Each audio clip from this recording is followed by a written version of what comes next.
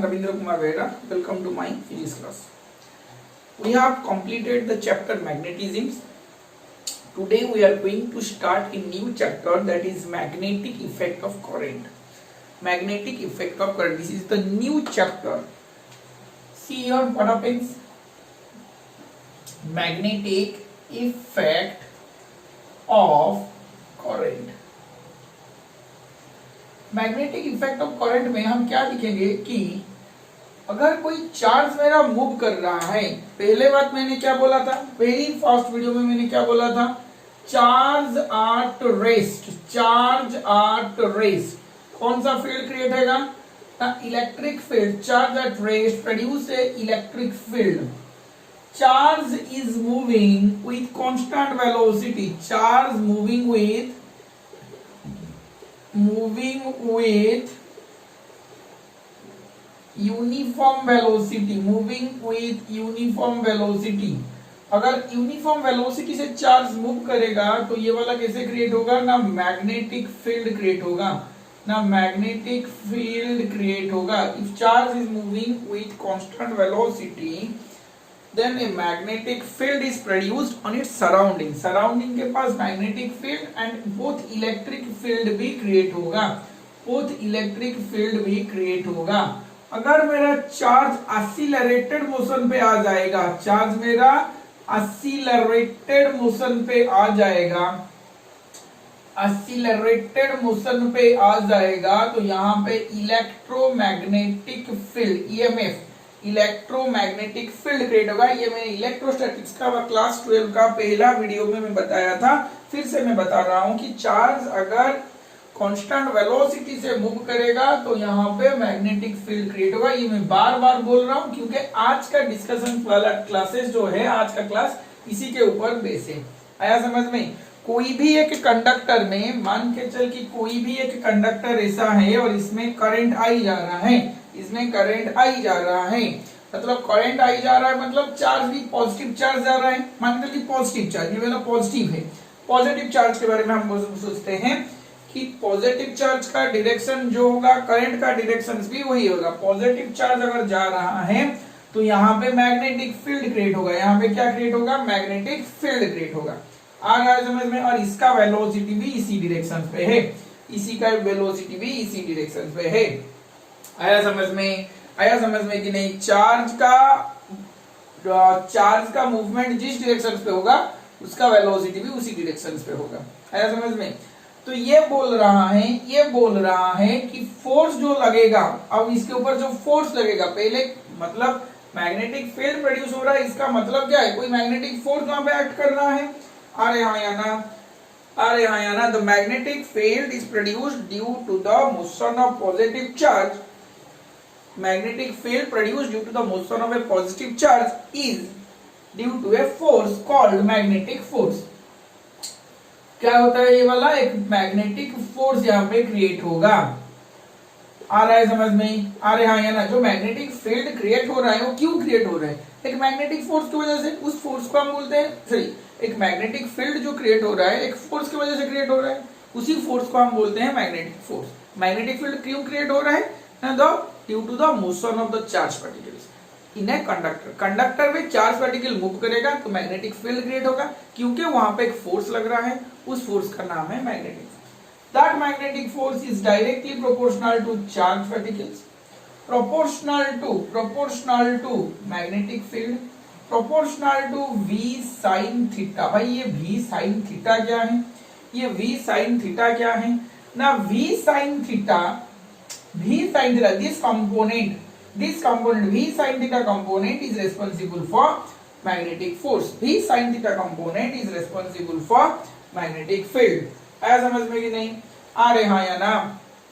v sin theta हमेशा magnetic field को, v sin theta हमेशा मैग्नेटिक फील्ड को परपेंडिकुलर होना चाहिए. हम वो कंपोनेंट लेंगे. अगर मान के चलिए वेलोसिटी मेरा, अच्छा मान के चलिए मैग्नेटिक फील्ड ऐसे मेरा जा रहा है और ये मेरा वेलोसिटी v है और ये थीटा एंगल से जा रहा है और ये थीटा एंगल से जा रहा है. ऐसा समझ में क्या मैं बोल रहा हूँ. वेलोसिटी मेरा इधर जा रहा है, कंडक्टर मेरा इधर है, ऐसे चल रहा है वेलोसिटी. ये मेरा कंडक्टर है, मान के चलिए मेरा कंडक्टर है और ऐसे मेरा चार्ज पार्टिकल एंटर कर रहा है, चार्ज पार्टिकल मेरा ऐसे एंटर कर रहा है। आया समझ में? तो ये वाला हुआ क्या v, ये v इधर आएगा क्या v cos थीटा आएगा, और इधर आएगा v sin थीटा, इधर आएगा v sin थीटा। आया समझ में? Now v sin theta is perpendicular to v sin theta is perpendicular to this particle, this component of the velocity is responsible for the magnetic field। आया समझ में? तो इसको अगर मैं कंबाइनिंग करके लिखूं तो F proportional Q B V sin theta, यही आ जाएगा। F equal to K Q V B sin theta. तो यहाँ पे ये एक फॉर्मूला बनेगा, अगर K का value if K equal to 1 तो F इक्वल टू क्या बन जाएगा Q V B sin theta. आया समझ में कि नहीं? Q V B sin theta. तो F का vector equal to Q V B sin theta n क्या, Q V B sin theta n क्या। तो F का vector equal to Q V cross B, V cross B। आया समझ में? आ रहे हाँ या ना? F vector equal to Q whole into V cross B। इसमें कोई दिक्कत है? इसमें कोई दिक्कत है? आया समझ में कि नहीं?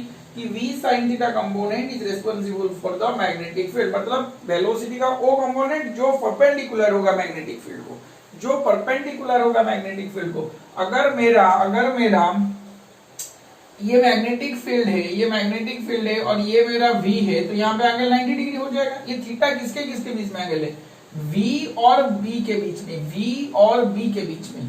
आया समझ में क्या मैं बोल रहा हूँ? Theta is the angle, theta is the angle, theta is the angle between V and B, मतलब चार्ज का मोशन और मैग्नेटिक फील्ड में, मैग्नेटिक फील्ड में है। तो हमको ये फोर्स मिलेगा, डायरेक्शन ऑफ फोर्स। यहां तक कंप्लीट हो गया? अरे यहां तक कंप्लीट हो गया। अब डायरेक्शंस का बात करते हैं, अब डायरेक्शंस का बात करते हैं। हुआ? अरे ये वाला मिटा देता हूं। F इक्वल टू मुझे क्या मिला फाइनली ना, मुझे मिला F equal to Q V cross B। अब डायरेक्शंस का बात अगर करेंगे, डायरेक्शंस का बात करेंगे किसके लिए? Direction of magnetic force, direction of magnetic force. ये था उसका magnitude part. Direction of magnetic force का अगर मैं बात करूं तो ये कैसे पता चलेगा मुझे ना? लेफ्ट हैंड थंब रूल के वजह से। कैसे पता चलेगा? लेफ्ट हैंड थंब रूल के वजह से मुझे पता चलेगा। आया समझ में? डायरेक्शन ऑफ मैग्नेटिक फोर्स कैसे पता चलेगा ना? मुझे लेफ्ट हैंड थंब रूल से पता चलेगा। लेफ्ट हैंड थंब रूल क्या होता है? देखो इधर, लेफ्ट हैंड थंब रूल से मुझे थंब लेना है, मुझे फोर फिंगर लेना है, मुझे मिडिल फिंगर लेना है। आया समझ में कि नहीं? मुझे मिडिल फिंगर भी लेना है, थंब लेना है, फोर फिंगर लेना है और मिडिल फिंगर भी लेना है। तो थंब जो है मेरा, जो थंब मेरा है वो क्या एक्चुअली में पहले गिवन क्या होगा सोच कर, मैग्नेटिक फील्ड का sorry magnetic force, the direction of magnetic force is determined by left hand thumb rule. The direction of magnetic force is determined by left hand thumb rule. कैसे पता चलेगा? तो direction of magnetic force is determined by left hand thumb rule. तो कैसे पता करोगे? पहले हमको फोर फिंगर, पहले क्या दिखना है ना? पहले दिखना है कि मैग्नेटिक फील्ड किधर लग रहा है, पहले देखना है कि मैग्नेटिक फील्ड किधर लग रहा है। उसी डायरेक्शन से पहले फोर फिंगर को लिख लो। पहला है काम मैग्नेटिक फील्ड के डायरेक्शन पे, पहले मैग्नेटिक फील्ड का डायरेक्शन पे फोर फिंगर का रख लो। उसके बाद क्या दिखना है ना? Motion of positive charge particle, motion of positive charge particle. Positive charge particle का मोशन जिस डायरेक्शन पे है उसी डायरेक्शन पे हमको वेलोसिटी लेना है। दिखा है हमने, मैग्नेटिक फील्ड है, मिडिल फिंगर में motion of positive charge particles है। तो थंब मेरा क्या रिप्रेजेंट करेगा ना? Magnetic force. थंब मेरा क्या रिप्रेजेंट करेगा ना? Magnetic force. आया समझ में? आ रहे हैं या ना? थंब मेरा क्या रिप्रेजेंट करेगा? Magnetic force. एंड ये तीनों फिंगर्स परपेंडिकुलर, म्यूचुअल परपेंडिकुलर होना चाहिए, म्यूचुअल परपेंडिकुलर। म्यूचुअली परपेंडिकुलर होना चाहिए। ऐसा समझ में? The direction of magnetic force is determined by left hand thumb rule. Left hand thumb rule stated that कि arrange the fingers of the left hand in such a way that the thumb, forefinger and middle finger are perpendicular to each other, mutually perpendicular to each other.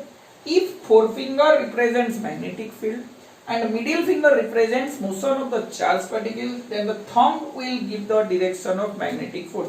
देखो यहाँ पे बच्चे confusion हो जाते हैं कि कैसे करेंगे इसको, कैसे इसका डायरेक्शन मतलब कहां से कौन सा फिगर किसको रिप्रेजेंट करेंगे।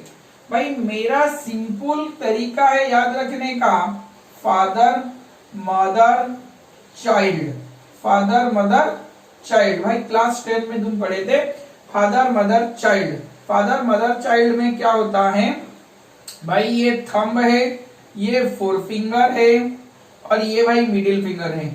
आया समझ में? Thumb four finger middle finger. अब याद आ जाएगा thumb four finger middle finger. आया समझ में कि नहीं? फादर मदर चाइल्ड ये हैं, ना इसमें किसी का दिक्कत है ना इसमें किसी का दिक्कत है। आया समझ में? तो अब याद आ जाएगा ना, फादर मतलब फोर्स, मदर मतलब मैग्नेटिक फील्ड, चाइल्ड मतलब चार्ज पार्टिकल। ऐसा मैंने देखो, फादर मतलब फोर्स, किसका फोर्स भाई? Magnetic force. मदर मतलब मैग्नेटिक फील्ड, चाइल्ड मतलब चार्ज पार्टिकल। हो जाएगा अभी? आ रहे हाँ या ना? आ रहे हाँ या ना? चलो इसको स्क्रीन को पॉज करके लिख लो, आगे बढ़ते हैं।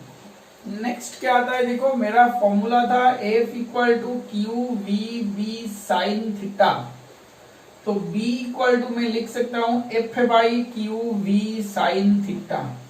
क्या मैं लिख सकता हूं? B equal to F by Q V sine theta.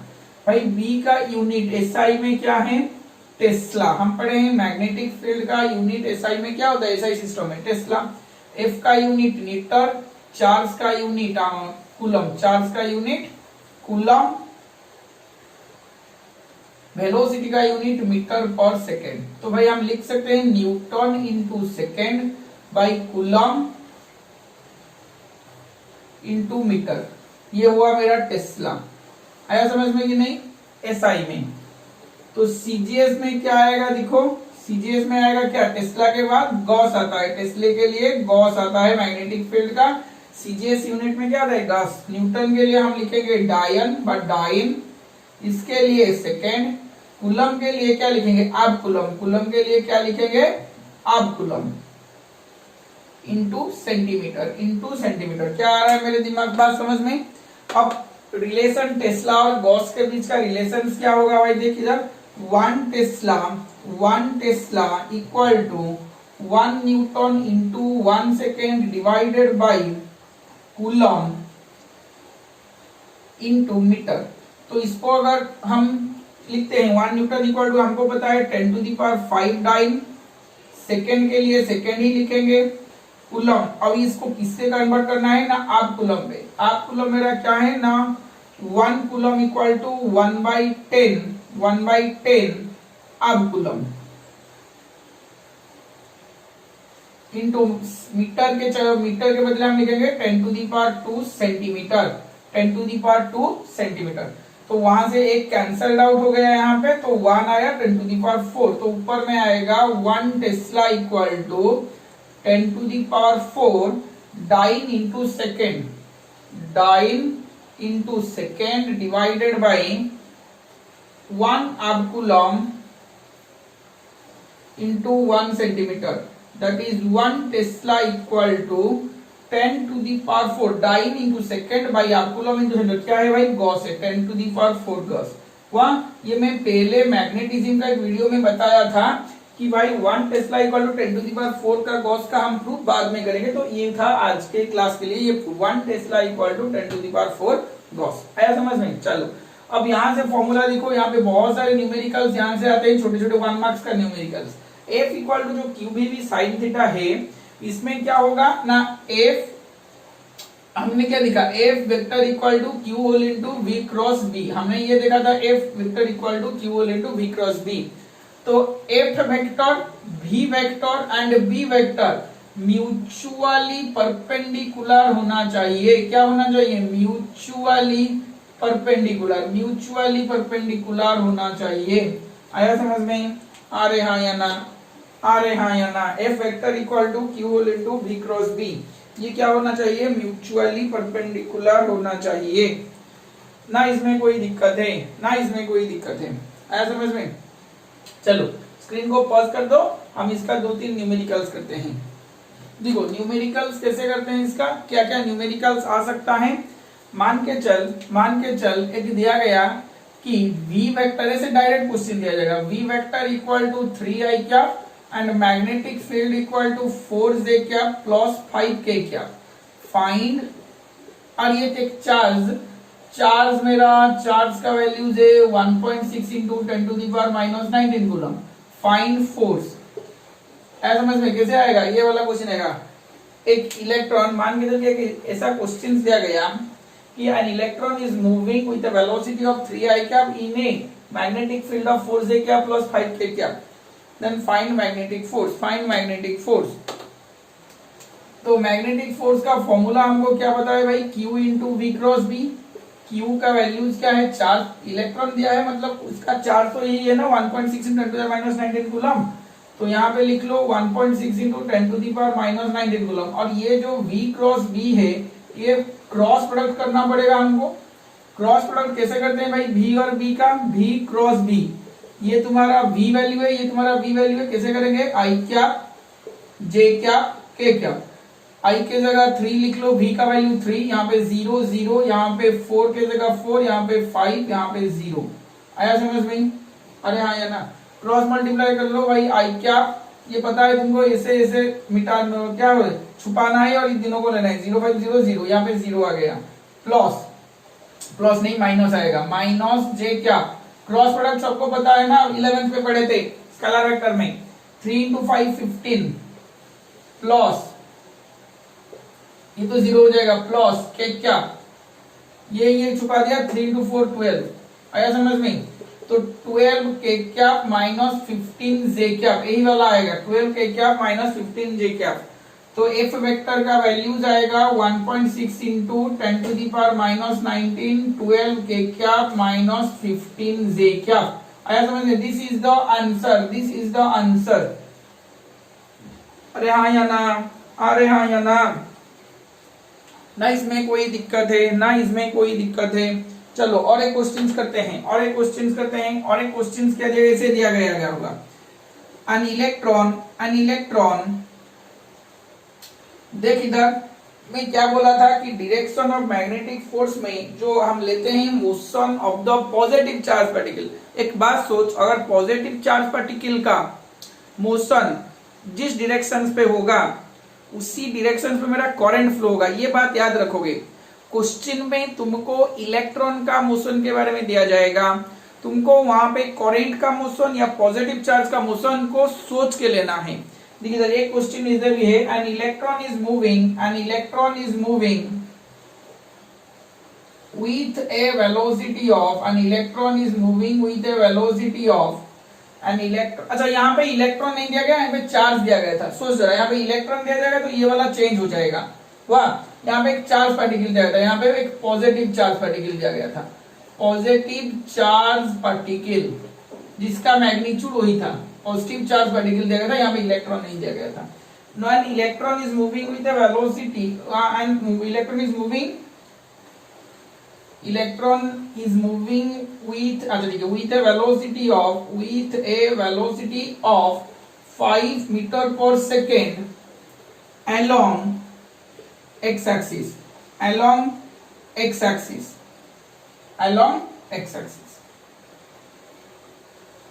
magnetic field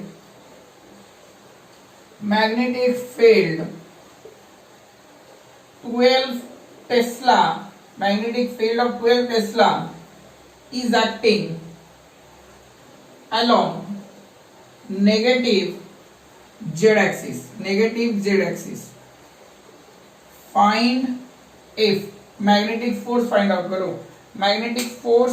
out करो। क्या होता है? देखो, an electron is moving with a velocity of 5 meter per second along x axis, magnetic field 12 Tesla is acting along negative z axis, find f। तो यह कैसे होगा? ना इलेक्ट्रॉन अगर मेरा 5 मीटर पर सेकंड में मूव कर रहा है तो सोच जरा इलेक्ट्रॉन का वेलोसिटी दिया गया है। यहाँ पे एक बात यहाँ पे देखो, इलेक्ट्रॉन मूव कर रहा है 5 मीटर पर सेकंड अलोंग एक्स एक्सिस। अगर इलेक्ट्रॉन मेरा एक्स एक्सिस में चल रहा है, अगर यहाँ पे इलेक्ट्रॉन चल रहा है तो मेरा पॉजिटिव चार्ज या करंट कहाँ जाएगा, नेगेटिव एक्स में चलेगा। ये बात यहाँ पे इंपॉर्टेंट है। इलेक्ट्रॉन अगर पॉजिटिव एक्स में चल रहा है तो मेरा करंट किधर चलेगा, नेगेटिव एक्स में चलेगा। करंट किधर चलेगा, नेगेटिव एक्स में चलेगा। अगर करंट मेरा नेगेटिव एक्स पे चल रहा है, करंट मेरा नेगेटिव एक्स, तो वेलोसिटी मुझे क्या मिलेगा, -5 क्या, मतलब 5 मैग्नीट्यूड चेंज नहीं होगा, 5 तो 5 ही रहेगा। ये आई कैप की जगह मैं क्या लिखूंगा, -i कैप लिखूंगा। तो ये क्या हो गया, -5 कैप। है समझ में। अब मैग्नेटिक फील्ड के बारे में सोचो। मैग्नेटिक फील्ड किधर है ना, 12 Tesla along negative Z axis. Negative Z axis, तो नेगेटिव जेड एक्सिस का मतलब क्या है भाई, -12 के क्या, जेड एक्सिस क्या है, ये भाई आई क्या एक्स एक्सिस में, ये भाई जे क्या वाई एक्सिस में, ये भाई के क्या जेड एक्सिस में। यहाँ पे इस तरह ही निकलते हैं, आई क्या जे क्या के क्या की तरह। तो ये क्या हो गया, -5 क्या, -12 के क्या। और मुझे फोर्स का वैल्यूज पता है, Q whole into V cross B, Q whole into V cross B। तो Q के जगह इलेक्ट्रॉन का वैल्यू 1.6 इंटू 10⁻⁹, V के जगह -5 क्या क्रॉस B के जगह -12 के क्या, -12 के क्या। आया समझ में, आ रहे हाँ या ना, आया समझ में। तो इसका आंसर क्या हो जाएगा, देख यहाँ पे इंपोर्टेंट है ये आई और के, यहाँ पे इंपोर्टेंट है ये आई और के, और कुछ इंपोर्टेंट नहीं है, दिखाई दे रहा है ना। हाँ, तो यहाँ पे आई और के इंपोर्टेंट है। देखिए 12 इंटू 5 60, माइनस माइनस प्लस हो गया, तो क्या आएगा ना 60 इंटू 1.6 इंटू 10⁻⁹, आई क्रॉस के, ये वाला इंपोर्टेंट है, आई क्रॉस के। आ रहा है समझ में, आ रहा है। अच्छा इसको थोड़ा मिटा देता हूँ, ये वाला ऊपर में करता हूँ, इसको थोड़ा मिटा देता हूँ मैं।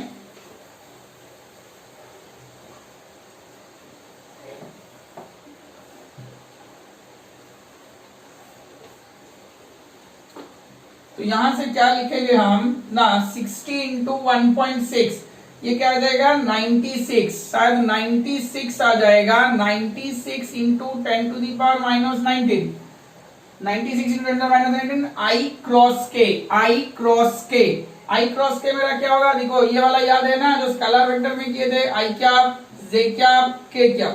आई क्रॉस के इधर घुमा तो जे क्या का माइनस लगेगा, क्योंकि ये एंटी क्लॉकवाइज घूम रहा है। तो आई क्रॉस के क्या क्या लगेगा, -j लगेगा।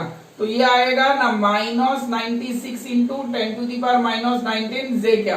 क्वेश्चन देगा, क्वेश्चन भी इस तरह दिया सकता है कि find in which direction the electron will deflect, find in which direction और in which axis the electron will deflect.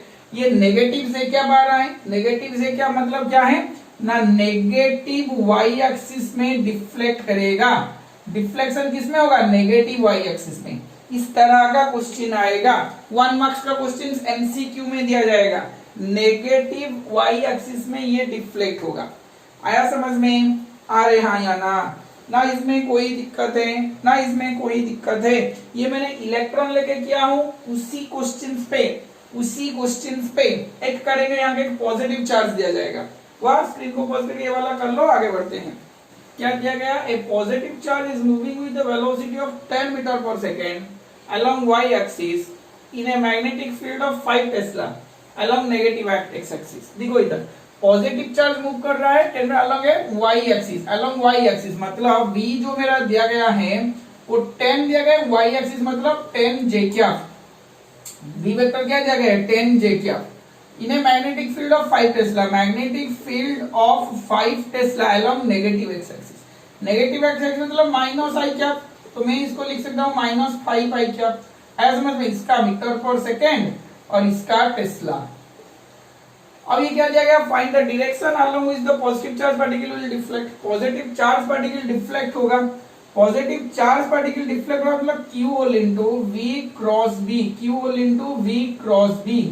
ऐसा समझ में, Q के लिए मैंने क्या लिखा ना, पॉजिटिव चार्ज का वैल्यूज नहीं दिया गया है, छोड़ दो उसे, Q ही रख लो।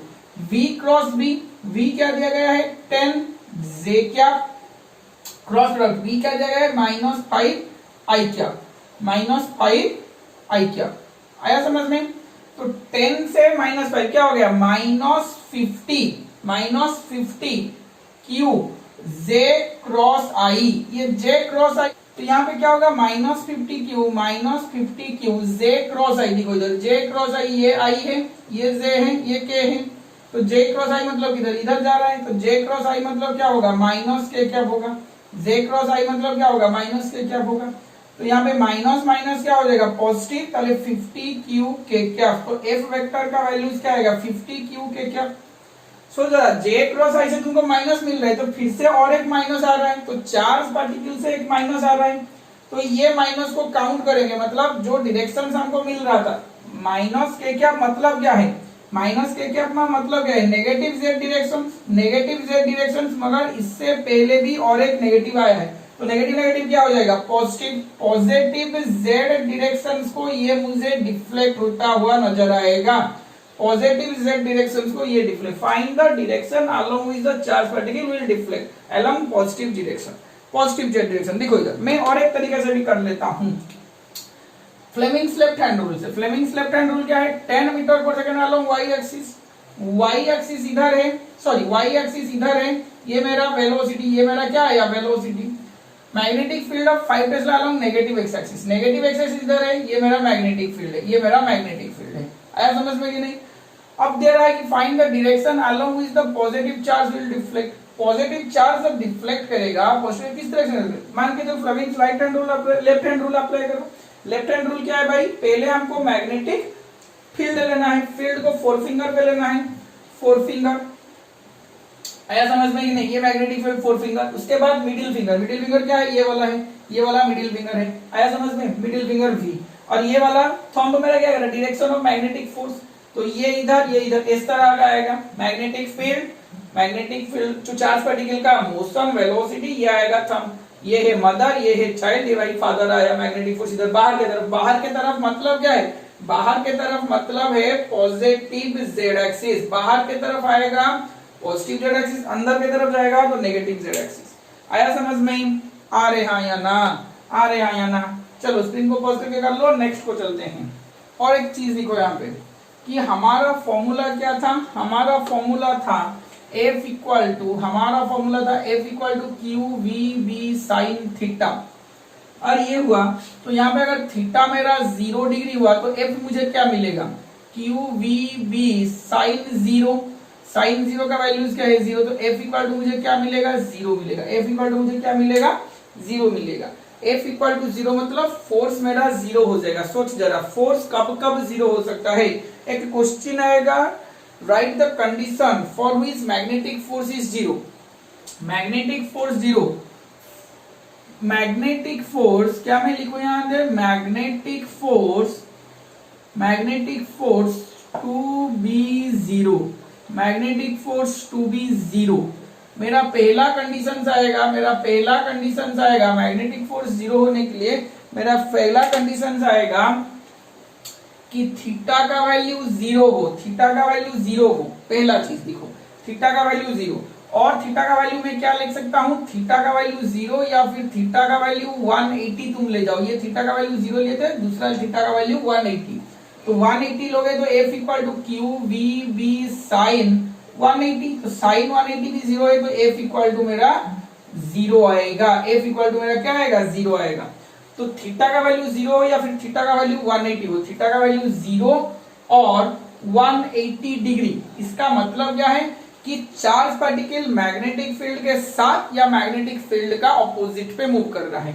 क्या हो रहा है ना, charge particle positive charge particle, और कुछ नहीं, नेगेटिव के साथ नहीं होगा, पॉजिटिव चार्ज नेगेटिव के साथ नहीं होगा, इलेक्ट्रॉन भी मूव करे तो हो जाएगा, एक ही चीज है।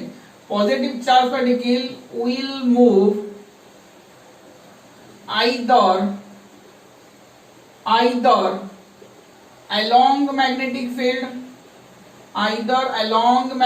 field or opposite of magnetic field, either along the magnetic field or opposite of magnetic field। आया समझ में? ये वाला होगा positive charge particle will move either along the magnetic field और opposite of the magnetic field. दूसरा क्या आएगा, दूसरा आएगा ये वाला पहला आया, दूसरा क्या आएगा कि मेरा चार्ज ही जीरो हो जाए, चार्ज जीरो हो जाएगा तो मेरा फोर्स भी जीरो हो जाएगा, चार्ज जीरो हो जाएगा तो मेरा फोर्स भी जीरो हो जाएगा। मतलब this magnetic force is not applicable to, this magnetic force is not applicable to chargeless particle. Magnetic force is zero for a chargeless particle, for a chargeless particle। Chargeless particle के लिए magnetic force मेरा zero हो जाएगा, Q equal to zero. मतलब ये chargeless particle कोई एक body को ऊपर नहीं लगता, एक एप्पल मुझे मैग्नेटिक फोर्स नहीं देगा, एक एप्पल मुझे मैग्नेटिक फोर्स नहीं देगा। आया समझ में? तो magnetic force is zero for a chargeless particle, that is Q equal to zero. दूसरा कंडीशन क्या आएगा, ये था पहला, ये था दूसरा, थर्ड कंडीशन। थर्ड कंडीशन क्या आएगा कि मुझे अगर चार्ज जीरो हो गया, ये फॉर्मूला में चार्ज जीरो, थीटा को हमने जीरो और पाई बोल दिया। अब v और b की वैल्यू में अगर वेलोसिटी मेरा जीरो हुआ तो मेरा f इक्वल टू जीरो हो जाएगा, वेलोसिटी मेरा जीरो हुआ तो f इक्वल टू जीरो हो जाएगा। वेलोसिटी जीरो का मतलब क्या है कि चार्ज मेरा रेस्ट पे है, वेलोसिटी इक्वल टू जीरो का मतलब क्या है, चार्ज मेरा रेस्ट पे है। कि चार्ज अगर मेरा रेस्ट में है, charge is at rest, charge is at rest के लिए मेरा मैग्नेटिक फोर्स जीरो हो जाएगा। चार्ज रेस्ट पे है, ये मैंने पहले से बोला, अगर if a charge particle is at rest then there electric field is produced. उसके वहां पे क्या प्रोड्यूस होगा, इलेक्ट्रिक फील्ड प्रोड्यूस होगा, वहां पे मैग्नेटिक फील्ड प्रोड्यूस नहीं होगा। आया समझ में? जब चार्ज मूव करेगा कांस्टेंट वेलोसिटी में तो वहां पे मैग्नेटिक फील्ड प्रोड्यूस हो सकता है, चार्ज रेस्ट पे आएगा तो वहां पे मैग्नेटिक फील्ड प्रोड्यूस नहीं होगा। तो इसीलिए ये बोल रहा है मैग्नेटिक फील्ड अगर प्रोड्यूस नहीं होगा तो मेरा मैग्नेटिक फोर्स भी जीरो हो जाएगा। तो चार्ज रेस्ट पे है तो मैग्नेटिक फोर्स मेरा zero. Third condition and the last condition is, and the last condition is कि अगर मेरा मैग्नेटिक फील्ड मेरा जीरो हो गया, मैग्नेटिक फील्ड अगर मेरा जीरो आ गया, मैग्नेटिक फील्ड मेरा क्या आ जाता है, अगर जीरो आ जाता है, मैग्नेटिक फील्ड मेरा जीरो हो जाएगा तो एफ भी मेरा जीरो आ जाएगा। मैग्नेटिक फील्ड का जीरो मतलब क्या है कि चार्ज के ऊपर मैग्नेटिक फील्ड एक्ट नहीं कर रहा होगा। Charge is placed, charge is not placed in a magnetic field, charge is not placed, charge is not placed in a magnetic field, और magnetic field is not acting on a charged particle। आया समझ में? आ रहे हाँ या ना? Magnetic field is not acting on A charge particle. आया समझ में? ये चारों के लिए अगर ये चारों कोई भी एक कंडीशन आएगा तो मेरा मैग्नेटिक फोर्स जीरो हो जाएगा। आया समझ में? चलो स्क्रीन को पॉज करके लिख लो और दो तीन बात करते हैं। नेक्स्ट दिखते हैं वही वाला फॉर्मूला को पहले फिर से चलो। F equal to Q V B sine theta. If theta equal to zero, if theta equal to zero, F equal to मेरा क्या हो गया, जीरो हो जाता है। If theta equal to zero, theta equal to 180 तो मेरा F इक्वल टू क्या हो जाता है, जीरो हो जाता है। थीटा इक्वल टू जीरो हो या फिर थीटा इक्वल टू 180 हो, मेरा F इक्वल टू जीरो हो जाता है। तो इसके लिए हमको ये थोड़ा दिखना है। देखो इधर ये मैं क्या दिखा रहा हूँ, थीटा इक्वल टू जीरो का मतलब क्या है भाई, मान के चलिए इधर मेरा मैग्नेटिक फील्ड है, इधर ही मेरा मैग्नेटिक फील्ड क्या वेलोसिटी है, चार्ज मूव कर रहा है। थीटा इक्वल टू जीरो मतलब क्या, चार्ज का वेलोसिटी और मैग्नेटिक फील्ड दोनों सेम डायरेक्शन पे, तो इसमें फोर्स नहीं लगेगा, इसमें फोर्स नहीं लगेगा। इसका मतलब जो चार्ज मेरा ऐसे जा रहा था, स्ट्रेट लाइन पे जा रहा था, सोच चार्ज जो मेरा स्ट्रेट लाइन पे जा रहा था मैग्नेटिक फील्ड के लिए, वो स्ट्रेट लाइन पे ही घूमेगा। मैग्नेटिक फोर्स के लिए वहां कहीं पे डिफ्लेक्शंस नहीं होगा। तो यहां पे मैं लिख सकता हूं, if charge is moving along the magnetic field then path of trajectory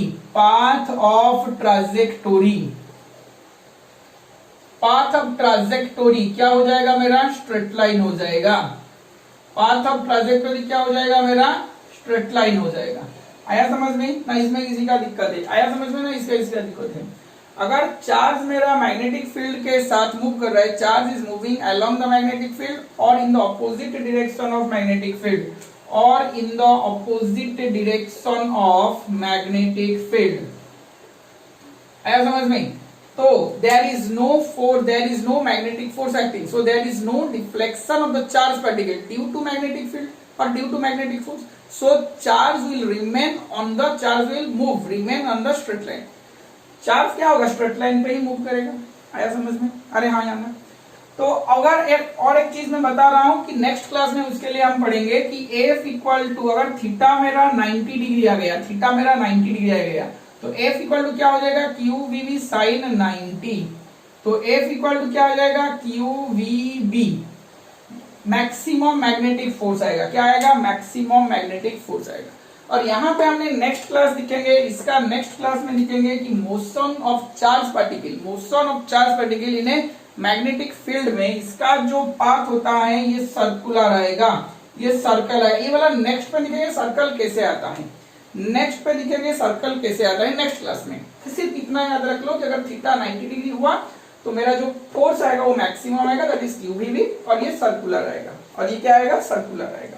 आया समझ में? चलो अब क्या करते हैं, अगर तुम बोलोगे अगर sir theta equal to theta आया तो F इक्वल टू क्या आ जाएगा, थीटा इक्वल टू थीटा आएगा, कोई भी एंगल आएगा, F equal to QVB sine theta, theta equal to theta आया तो F equal to QVB sine theta, और इसका जो पाथ आएगा वो हेलिकल पाथ आएगा। क्या आएगा, हेलिकल पाथ। ये कैसे आया, ये दोनों के लिए हम नेक्स्ट क्लास में डिस्कशंस करेंगे, ये दोनों के लिए हमको नेक्स्ट क्लास में डिस्कशंस करेंगे।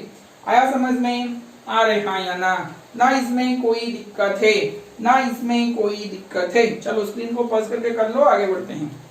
देखो नेक्स्ट आते हैं expression for force in A current carrying conductor, expression for force on A current carrying conductor in a magnetic field. ये एक बार 3 मार्क्स का क्वेश्चन बोर्ड पे आता है।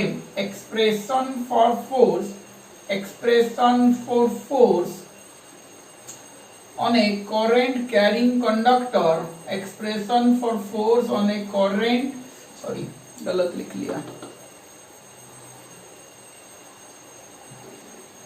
on a current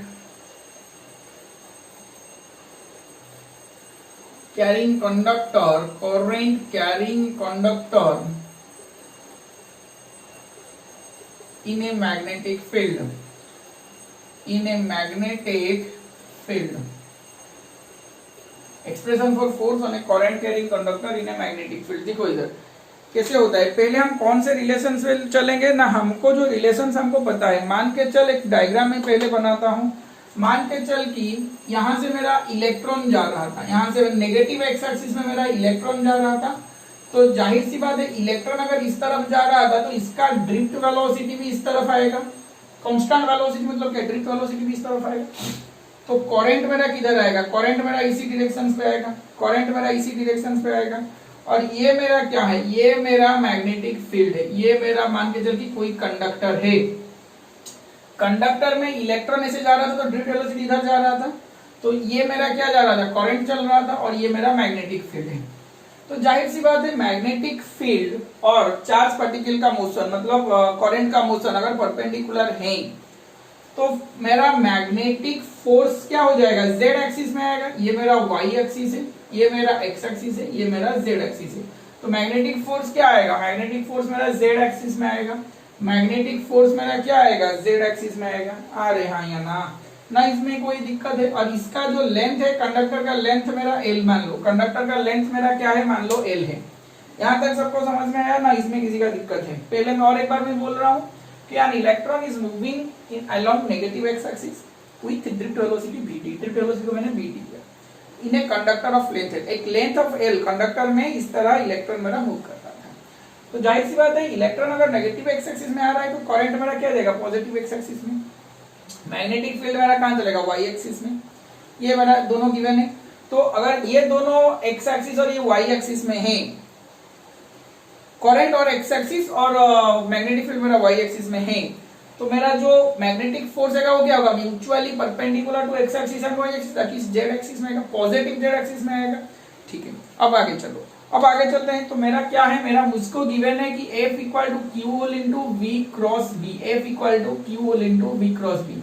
यहाँ पे मैं इलेक्ट्रॉन के लिए ले रहा हूं तो minus E V cross B में लिख सकता हूं, और यहाँ पे वेलोसिटी में वीडी ले रहा हूँ। यहाँ पे वेलोसिटी में क्या ले रहा हूँ, वीडी ले रहा हूँ भाई, minus E into V D cross B. ये एक इलेक्ट्रॉन के लिए लिया। कंडक्टर में बहुत सारे इलेक्ट्रॉन मूव कर रहे होंगे, मान के चल कि n नंबर ऑफ इलेक्ट्रॉन्स इतना है। आया समझ में? अच्छा, मैं क्या निकाल रहा हूँ ना, स्मॉल n निकाल रहा हूँ। क्या है वो वाला ना, number of electrons per unit volume, number of electrons per unit volume. Number of electrons n है, unit volume cross sectional area है, लेंथ l है, तो ये वाला स्मॉल n। तो n इक्वल टू क्या आएगा ना, n into a into l। क्या मेरी बात समझ में आ रहा है? क्या मेरी बात समझ में आ रहा है? मैं क्या लिख रहा हूं कि मुझे स्मॉल n चाहिए। स्मॉल n क्या है भाई, number of electrons per unit volume, number of electrons by unit volume. Number of electrons क्या है, कैपिटल N, यूनिट वॉल्यूम क्या है, एरिया इनटू लेंथ। किसका एरिया, किसका लेंथ भाई, कंडक्टर का एरिया, कंडक्टर का लेंथ। एरिया मतलब क्रॉस सेक्शनल एरिया। तो capital N equal to N into AL आया। तो जो F का एक्सप्रेशन आएगा, यहाँ पे जो F का एक्सप्रेशन आएगा, क्या Q के जगह में हम लिख सकते हैं कैपिटल N इंटू E, मतलब चार्ज क्वांटेशन। टोटल चार्ज कितना हो गया ना, number of electrons into electronic charge, तो minus NE VD cross B, N के जगह NaL into E VD cross B. आया समझ में? अरे हाँ या ना। F vector equal to NaLe VD cross B. यहां तक सबको समझ में आ गया? यहां तक सबको समझ में आ गया? और एक चीज यहाँ पे करते हैं, लिखो, और एक चीज यहाँ पे करते हैं, लिखो। क्या करना चाहिए ना, देखिए VD इधर जा रहा है, सोच जरा, VD इधर जा रहा है, ड्रिफ्ट वेलोसिटी मेरा इधर आ रहा है, करंट मेरा इधर आ रहा है, ड्रिफ्ट वेलोसिटी इधर आ रहा है, करंट मेरा इधर आ रहा है। आया समझ में? अच्छा, अब देख, ड्रिफ्ट वेलोसिटी जितना लेंथ के लिए फ्लो करेगा, करंट भी उतना लेंथ के लिए फ्लो करेगा। ड्रिफ्ट वेलोसिटी यहां से यहां तक आ रहा है, तो करंट भी यहां से यहां तक जा रहा है। आया समझ में? L को सोच जरा, L को, लेंथ को अगर मैं एक बार स्केलर लेता हूं तो वहां पे VD को वेक्टर में लेता हूं। इसी लेंथ के लिए, सोच जरा, इसी लेंथ के लिए मेरा ड्रिफ्ट वेलोसिटी जा रहा है। क्या मैं बोल रहा हूं, इसी लेंथ के ऊपर ड्रिफ्ट वेलोसिटी जा रहा है। करंट का लेंथ के लिए, करंट जिस लेंथ पे जा रहा है, करंट के लेंथ के लिए, करंट भी क्या वही वेलोसिटी से मूव कर रहा होगा, करंट भी क्या वही वेलोसिटी से मूव कर रहा हो। क्या मैं बोल रहा हूं, करंट का इधर से इधर जा रहा है, तो करंट का लेंथ मैंने ले लिया। करंट का लेंथ मतलब एलिमेंटरी एरिया मतलब I इंटू एल, ये एक होता है I इंटू एल वेक्टर। इसे हम छोटा सा बोलते हैं करंट एलिमेंट। इसे हम क्या बोलते हैं, करंट एलिमेंट। अगर ये करंट एलिमेंट क्या होता है, देखिए इधर, ये जो करंट एलिमेंट होता है along the current, along the direction of current होता है। करंट एलिमेंट क्या होता है ना, along the direction of current. हमने ये देखा, जब along the direction of current होता है तो ये एल वेक्टर हमने इसीलिए लिया, इसी एल वेक्टर के ऊपर करंट मूव कर रहा है, मतलब यहां से यहां तक करंट जा रहा है, यहां से यहां तक जा रहा है। करंट का वेलोसिटी भी क्या होगा, वही इलेक्ट्रॉन का जो वेलोसिटी है, करंट का वेलोसिटी भी वही होगा, करंट भी उसी वेलोसिटी से मूव करे। ये लिखने का तरीका ये है, क्योंकि यहाँ पे एल स्केलर है, यहाँ पे एल वेक्टर है, यहाँ पे ड्रिफ्ट वेलोसिटी वेक्टर है, यहाँ पे ड्रिफ्ट वेलोसिटी मेरा स्केलर है। इस तरह सोचना है हमको। और हमको ये दिखा गया कि करंट एलिमेंट जो है, जो इधर से ऐसे जा रहा था, ड्रिफ्ट वेलोसिटी जो इधर आ रहा था, करंट ऐसे जा रहा था, ड्रिफ्ट वेलोसिटी इधर आ रहा था, दोनों ऑपोजिट पे हैं, दोनों ऑपोजिट पे है, तो मैंने एक नेगेटिव साइन ले लिया, मगर दोनों का मैग्नीट्यूड सेम है, दोनों का मैग्नीट्यूड सेम है। भाई मान के चल कि ड्रिफ्ट वेलोसिटी मेरा 3 है, लेंथ 5 के ऊपर वो फ्लो कर रहा है, तो 3 इंटू 5 क्या होगा 15, यहाँ पे भी 3 इंटू 5 15 होगा, मगर डायरेक्शन ऑपोजिट है, डायरेक्शन। यहाँ पे बच्चों कंफ्यूज हो जाते हैं, सर ये आपने क्या लिख लिया, यहाँ पे वेक्टर यहाँ पे वेक्टर क्यों लिख लिया। भाई देख इधर में इसीलिए मैं बोल रहा हूँ, ड्रिफ्ट वेलोसिटी अगर मेरा वेक्टर है, पहले इलेक्ट्रॉन के लिए सोच, वो ड्रिफ्ट वेलोसिटी यहाँ से ये लेंथ तक तो आया होगा, तो यहाँ पे एल को स्केलर ले, यहाँ पे एल को स्केलर की तरह ले, ड्रिफ्ट वेलोसिटी यहाँ पे वेक्टर है, हमने डायरेक्शन ड्रिफ्ट वेलोसिटी के ऊपर दिया गया है। यहाँ पे चल, यहाँ पे एल वेक्टर मतलब क्या है भाई, करंट एलिमेंट है, करंट इसी लेंथ के लिए जा रहा है, तो करंट का डायरेक्शन इधर है, तो ये करंट का डायरेक्शन रिप्रेजेंट करता है। ये एल वेक्टर क्या है, करंट का डायरेक्शन से प्रेजेंट करता है। तो ये वेलोसिटी क्या है, ये जो वीडी क्यों मैंने लिखा, क्योंकि करंट भी इसी वेलोसिटी से जा रहा होगा ना, अगर इलेक्ट्रॉन इसी वेलोसिटी से जा रहे हैं तो करंट भी इसी वेलोसिटी से जा रहा होगा, तो इसीलिए यहाँ पे वेलोसिटी को मैंने स्केलर लिखा।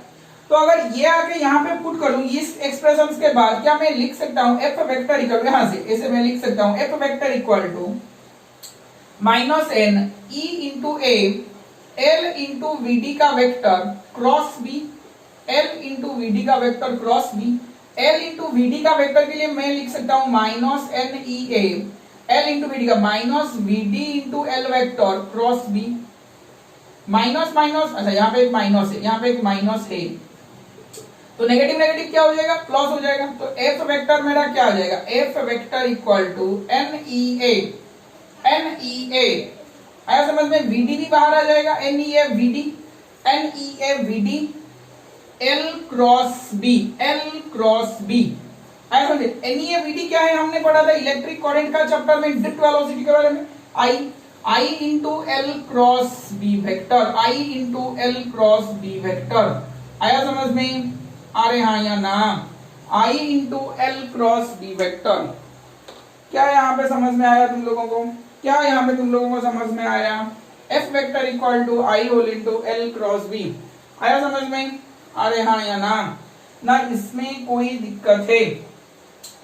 वहां पे हमारा आ रहा था क्या ना, वहां पे हमारा आ रहा था F equal to Q whole into V cross B, आया समझ में। यहां से भी हम कर सकते थे, देखो Q के जगह हम क्या लिखते हैं, Q, V के जगह L by T cross B, और ये Q बाई टी हो गया तो ये I आ जाएगा L क्रॉस B। इधर भी हम दो स्टेप्स में कर सकते हैं, मगर ये भाई मेरा कंसेप्चुअल चीज है कि कैसे होता है, अगर इलेक्ट्रॉन ऐसे चल रहा है तो करंट ऐसे चल रहा है तो कैसे हो रहा है, यही है।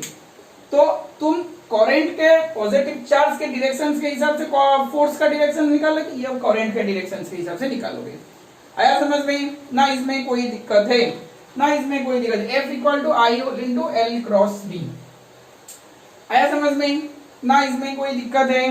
चलो स्क्रीन को पॉज करके लिख लो, क्या क्वेश्चन दिया गया है, a wire of mass per unit length 2 into 10 to the power -3 KG per metre, KG per metre का केजी, ये इस तरह का लाइन है, placed horizontally in an uniform magnetic field, find the minimum strength of magnetic field which can support the wire against its weight if a current of 4 ampere flows through the wire। देखो इधर क्या दिया है, दो important चीज, मास per unit length मुझे दिया गया है 2 into 10 to the power -3 KG metre inverse या केजी मीटर आना चाहिए।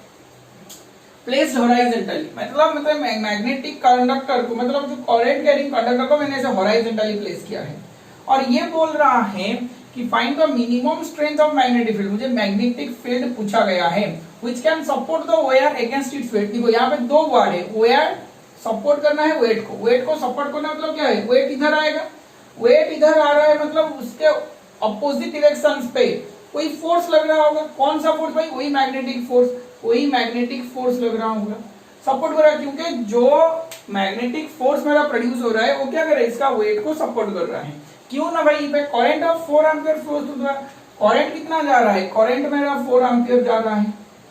तो एट इक्विलिब्रियम में क्या लिख सकता हूं, एट इक्विलिब्रियम में लिख सकता हूं magnetic force produced is equal to weight W, ऐसा समझ में। Fm इक्वल टू क्या है मेरा, ILB sin थीटा, और वेट मेरा है mg, ऐसा समझ में। कंडक्ट प्लेस्ड हॉरिजॉन्टल मतलब करंट कैसे जा रहा होगा, इस तरह जा रहा होगा, और यहाँ पे मैग्नेटिक फील्ड इधर आए, मैग्नेटिक फील्ड इधर है तो मैग्नेटिक फोर्स भी इधर है, आया समझ में कि नहीं, अरे हाँ या ना। तो ILB sin थीटा तो क्या हो जाएगा, ILB sin 90, ये आएगा mg। देखो यहाँ पे B नहीं आएगा, यहाँ पे B नहीं आएगा, सॉरी यहाँ पे B नहीं आएगा। करंट और मैग्नेटिक फोर्स अगर मेरा परपेंडिकुलर है, सोच जरा, करंट और फोर्स अगर मेरा परपेंडिकुलर है, यहाँ पे एक क्या था मेरा, F इक्वल टू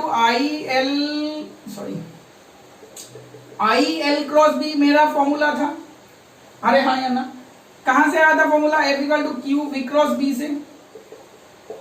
अगर मेरा चार्ज का मोशन जो है वो वेलोसिटी का रिप्रेजेंट करता है, अगर यहाँ पे करंट का डायरेक्शन और फोर्स का डायरेक्शन, करंट का डायरेक्शन मतलब क्या है, वेलोसिटी का डायरेक्शन, और फोर्स का डायरेक्शन अगर मेरा परपेंडिकुलर है तो B भी परपेंडिकुलर होगा F को, बी भी परपेंडिकुलर होगा वेलोसिटी को। क्या मेरी बात समझ में आ रहा है? अगर मेरा करंट का फ्लो फोर्स को परपेंडिकुलर है, करंट का फ्लो फोर्स को परपेंडिकुलर है, तो जाहिर सी बात है मैग्नेटिक फील्ड भी एल वेक्टर या फिर वी वेक्टर के साथ भी 90 डिग्री कर रहा होगा। क्या मेरी बात समझ में आ रहा है? तो यहाँ पे थीटा का वैल्यू क्या होगा? 90 डिग्री ही होगा। तो यहाँ पे क्या हो जाएगा, मुझे बी मिलेगा mg by I into L. तो मैं इसको लिख सकता हूँ b equal to M by L into G by I. तो b इक्वल टू क्या हो जाएगा, m बाई एल का वैल्यू यही है 2 into 10 to the power -3, G का वैल्यू 9.8, आई का वैल्यू 4। सॉल्व कर लो भाई इसको।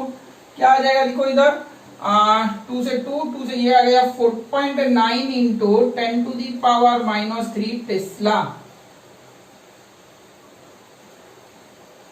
4.9 into 10 to the power -3 tesla. आया समझ में? चलो स्क्रीन को पॉज करके कर लो। यहां तक हो गया सबका? अरे हाँ या ना? तो आज के क्लास के लिए इतना ही था। नेक्स्ट क्लास में हम डिस्कशंस करेंगे motion of A charge particle in a uniform magnetic field. Magnetic field के अंदर कोई चार्ज पार्टिकल अगर मूव करेगा तो कैसे होता है, वाह थीटा इक्वल टू 90 डिग्री वाला केस हम डिस्कशन करेंगे। आज के क्लास में अगर कोई डाउट है तो मुझे कमेंट्स पे लिखो। वाह, तो मिलते हैं नेक्स्ट क्लास में। Thank you.